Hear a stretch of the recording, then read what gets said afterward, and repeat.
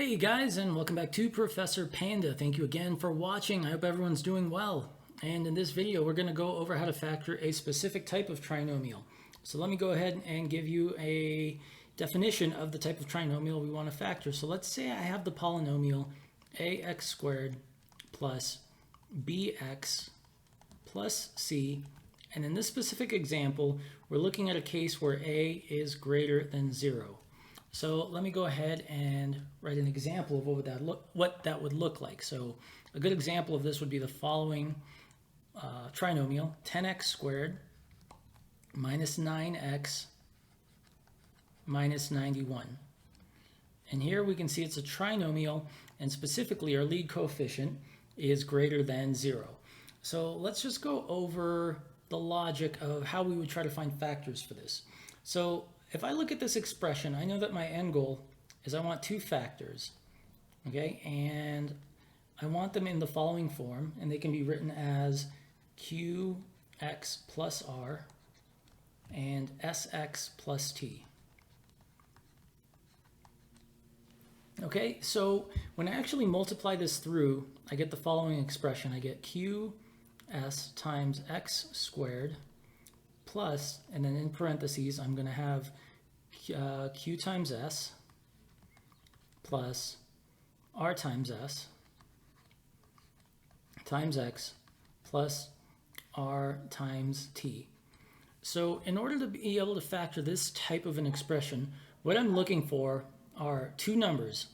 And I want two numbers such that when I multiply them together, the product of the two numbers is going to give me a times c, and when I add them together, the sum of the two numbers is going to give me this coefficient of b. Okay, so I'm going to look at this right here, and I need two numbers so that when I add them together, their sum is going to be -9, and when I multiply them, the product is going to be 10 times -91, which is negative 910. And this is also known as a trial and error method for factoring, because you really do have to go through and try various numbers. But I already know that in order to get the solution, I'm going to use the numbers 26 and -35.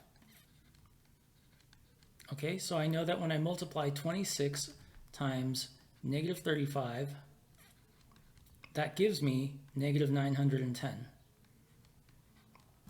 And then when I add them, which is basically 26 plus -35, that's going to give me -9. Okay, which is the coefficient right here. And I would actually write these two numbers into this form right here.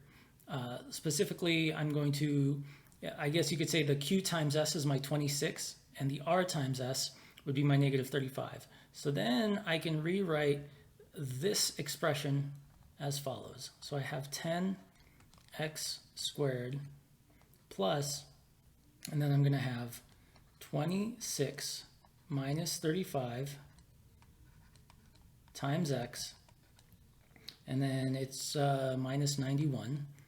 That doesn't change. And now what I can do is distribute this x. So then I have 10x squared plus 26x minus 35x minus 91. And now I can actually factor out a value from these two terms and another value from these two terms. So for 10x squared and 26x, I know that I can factor out a 2x. So I have 2x, and then I'm just left with 5x, and this is plus 13. And then in these two terms, I can factor out a -7. So I have -7, and then I'm left with 5x, and once again, plus 13. And this is actually why you want the product of these two terms, the product of these two numbers, to equal the product of these coefficients right here, 10 and -91, is it allows you to whatever you're left with, you're going to have this factor on both sides. So now I can actually factor out 5x plus 13. So I'm left with 5x plus 13, and I just have 2x minus 7 left.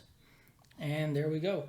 So that is how we factored that trinomial using this method. So once again, just to reiterate, when you have a trinomial of this form, what you're looking for is you're looking for two integers where the sum of the two integers is equal to the middle coefficient, and the product of the two integers is equal to the product of basically a times c right here. And that's going to leave you with your factor in this form. And if you want to go through, you can multiply this back again and just check, but this is the correct answer. So hopefully this helps. I hope you guys understood this. If you have any questions, please leave them in the comments section. Once again, thank you again for watching, and I hope you guys have a great week. Take care.